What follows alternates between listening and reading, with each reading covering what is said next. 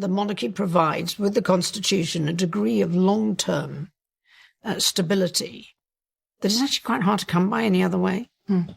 Imagine being the Queen of England and still being told that you cannot enter a room.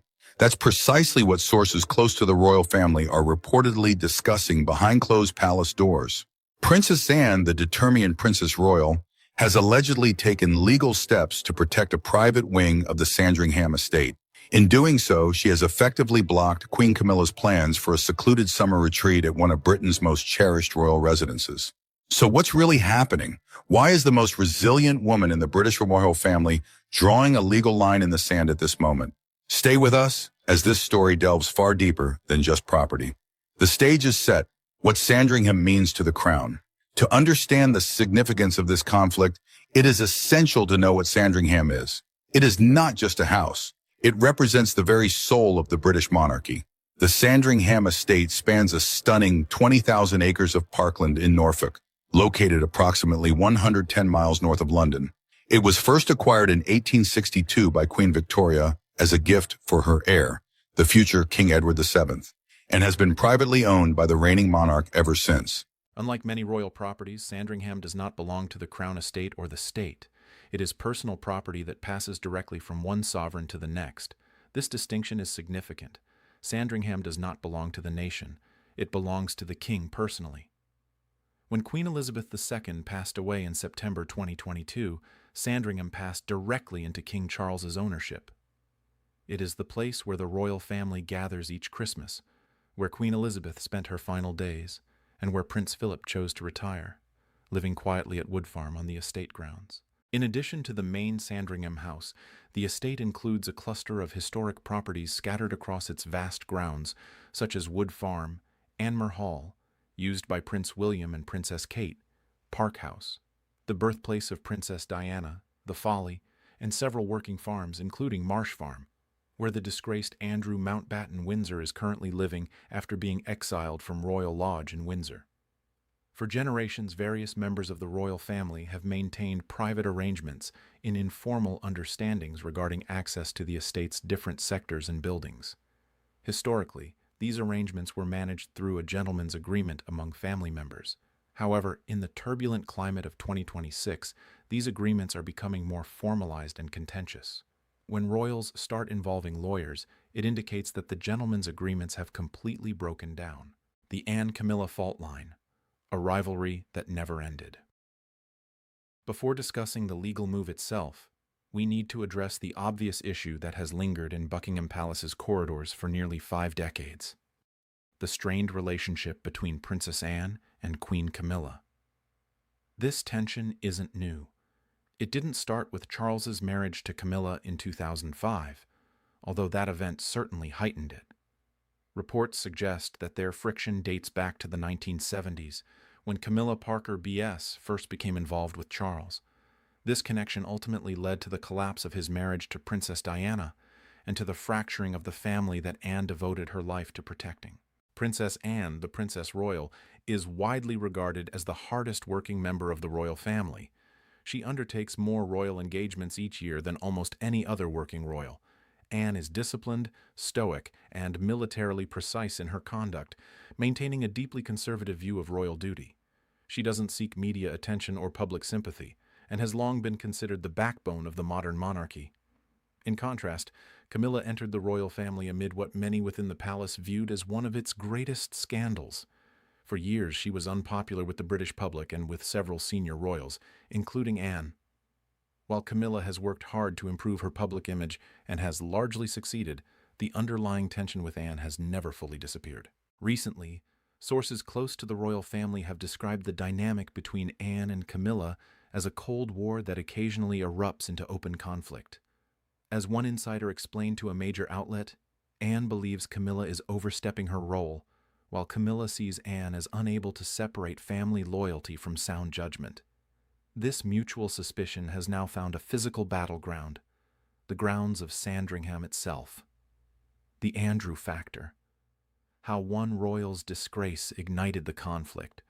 To understand the legal situation at the heart of this story, one must follow the chain of events that began with the fall of Andrew Mountbatten Windsor, formerly known as Prince Andrew, Duke of York. In October 2025, King Charles formally stripped his younger brother, Andrew, of all remaining royal titles, honors, and his right to reside in a crown estate property. Andrew had already become a pariah following his infamous television interview regarding his friendship with convicted sex offender Jeffrey Epstein. The scandal deepened with the posthumous publication of a memoir by Epstein survivor Virginia Joffrey. As a result, Andrew Watt was moved from the lavish 30-room royal lodge near Windsor to Wood Farm, a significantly more modest residence on the Sandringham estate. Then, on the morning of February 19, 2026, Andrew's 66th birthday, he was arrested on suspicion of misconduct in public office. Unmarked police cars descended on the Sandringham estate, conducting searches simultaneously at Wood Farm in Norfolk and Royal Lodge in Berkshire.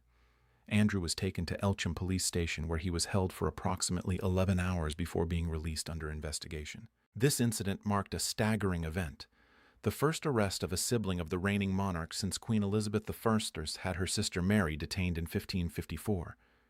In response, King Charles issued a statement saying, "The law must take its course."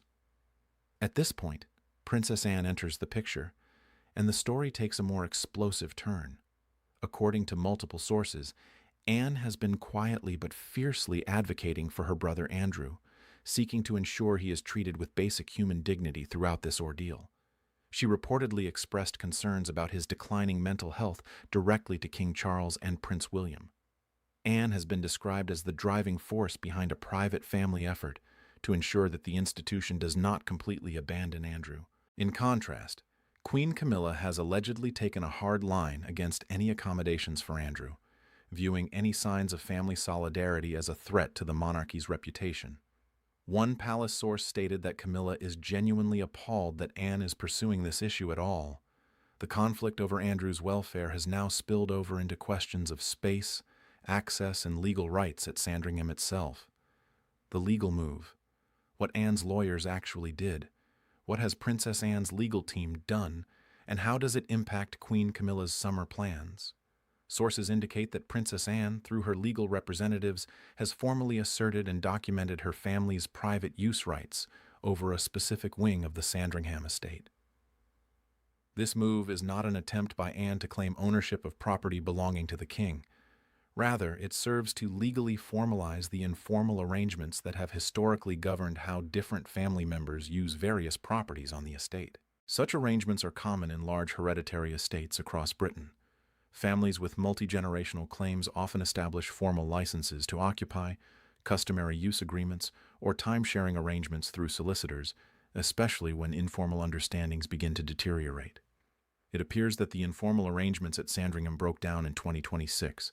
By engaging lawyers to formally document and secure her family's access to certain spaces, Anne is accomplishing two things. First, she is creating a legal paper trail that cannot easily be overridden or ignored by the palace. Second, she is sending a clear message to Camilla in the broader palace hierarchy. This is my territory, and I will not be displaced. The timing of this move is significant. Sandringham House officially closes to the public between July 13th and August 3rd, during which time the royal family traditionally gathers at the estate for private summer events.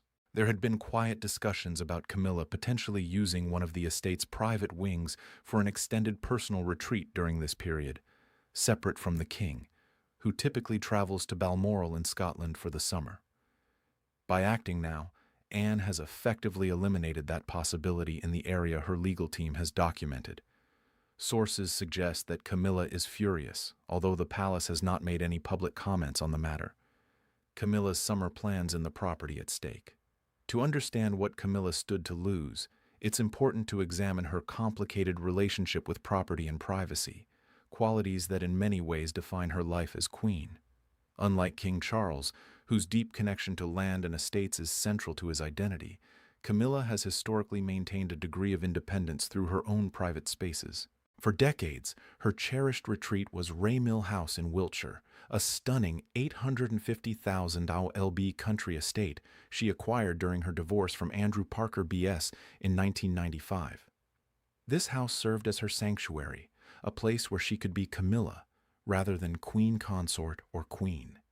In early 2026, reports emerged indicating that Camilla had quietly transferred ownership of Ray Mill House. This move attracted significant attention because it suggested she was further integrating her residential life into the royal system rather than retaining a private refuge outside it. It was also reported that King Charles had purchased a neighboring Wiltshire property for $3 million, which further intertwined their private lives in that area. With changes underway at Ray Mill House in Balmoral firmly established as Charles's summer retreat, Sandringham increasingly appeared to be an attractive option for Camilla. In this location, she could maintain a private, lower-profile summer presence near the estate's gardens, which she openly admires, and away from the relentless public demands of the London calendar. The specific wing that Anne's lawyers are reportedly seeking to protect is understood to be a section of the estate with historical ties to Anne's family arrangements, spaces that have been informally used by the Princess Royal's household during visits. Whether or not Camilla had any formal intentions to use these spaces or if this is more of a preemptive legal strategy by Anne, the practical outcome is the same. A door has been closed, leaving the Queen standing outside it. Charles caught in the middle, the king who cannot win. King Charles is facing a tough time caught between two strong women in his life. He is dealing with serious health issues while also managing challenges for the monarchy. In December 2025, he shared he would cut back on his cancer treatments, indicating his health might be stabilizing, but he still has a serious diagnosis. His brother has been arrested, and his son Harry remains distant from the family. Harry is involved in a legal battle with British tabloids that keeps the family in the public eye. Although public support for the monarchy is generally strong, it has faced many tests recently.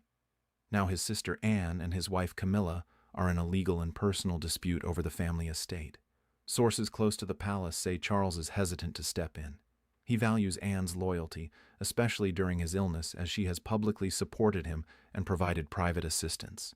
However, he also relies on Camilla, whom many believe is a strong and stabilizing force in his life.